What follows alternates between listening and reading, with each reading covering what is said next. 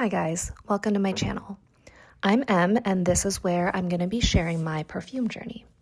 I've been a fragrance lover for so many years, probably since I was a teenager, and lately I've been working on curating a small collection of perfumes that really reflect my tastes and my life.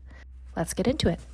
Okay, first up we have Neroli Outrenoir by Guerlain, and this is a Neroli tea fragrance. Now, I'll put the notes on the screen. Top notes are petitgrain, bergamot, tangerine, lemon, grapefruit. Middle notes, tea, neroli, orange blossom, smoke, earthy notes. Base notes are oak moss, vanilla, myrrh, benzoin, and ambrette. Okay, so what I get from this is a candied, citrusy, orange blossom note mixed with this smoky, earthy tea scent. And I think the split between the two is pretty balanced. You can smell both sides pretty equally. And overall, it kind of just gives the impression of being very refined, elevated, a little bit clean. It is beautiful. The texture, I would say, is pretty airy and it will stay pretty close to your skin. So I wouldn't expect, this to be super loud. It is a really unique scent. I don't think I've ever smelled orange blossom and tea combined in this particular way. The reason this fits into kind of this soft mom category is that I feel like this is a pretty refined and elevated fragrance, and it's also not young. Like, I couldn't really see a teenager wearing this. It kind of feels like you would have had to have some life experience for this to kind of fit you. I wouldn't actually say this is a soft girl perfume, but it is a soft mom perfume. On Fragrantica, there is this perfume reminds me of Section, and the first two seem to be different variations of the same scent from Guerlain, but the third scent is Celine Parade, which I don't get that at all, so I would kind of just disregard that. This is a completely different scent, and maybe the only similarity would be they both do have a very elevated, airy kind of quality to them. So this is Guerlain Neroli Outrenoir. Okay, next up we have Mizensir Sweet Praline. Top notes are raspberry and hedione, middle notes jasmine sambac and incense, base notes benzoin, ambroxan, and papyrus. The main notes I get from this are raspberry, jasmine, and ambroxan. And the overall feeling is this airy, fluffy, lightly sweet and floral cloud. It's very angelic and soft and feminine, and it has that molecular quality that a lot of Mizensir scents have. On Fragrantica, in the similar scent section, the first one listed is Mizensir For Your Love, and I actually do agree with this. Sweet Praline is similar to For Your Love, but I would say For Your Love sometimes can be quite powdery, and Sweet Praline doesn't have any of that powderiness.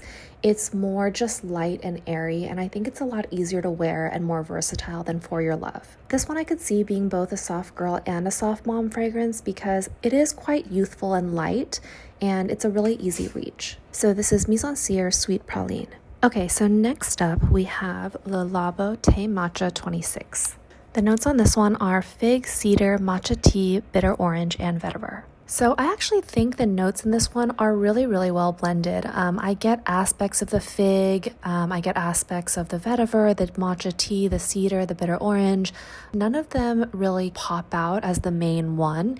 This one is really calming and spa-like, and that's kind of why I think it's more of a soft mom than a soft girl scent.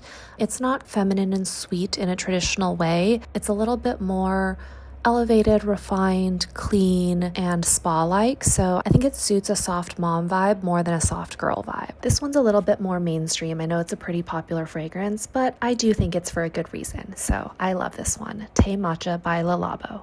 Next up, we have Rania J Musc Moschus. The notes in this one are vanilla, musk, blackcurrant, sandalwood, iris, and bergamot. This one is hard to describe, but it is the coziest scent. It's a really warm cloud of this black currant sweetness that also has a touch of powderiness from the iris. This is the kind of scent that you would pull for when you want something kind of comforting and cozy and warm. So maybe in the evening or when the weather's cooler or gloomy.